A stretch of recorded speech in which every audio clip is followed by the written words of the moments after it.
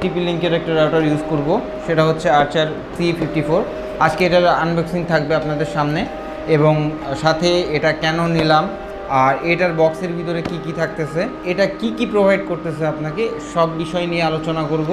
So first of all আমরা unboxing করতে যাই। আনবক্সিং করার আগে আমি এটার বক্স নিয়ে কথা বলতে চাই। ফার্স্টে এটার ফ্রন্ট সাইডে আমরা দেখতে পারতেছি টিপি লিঙ্ক, দাম দেওয়া আছে এখানে 2690, যদিও আমার কাছ থেকে এর একটু কম নিয়েছে।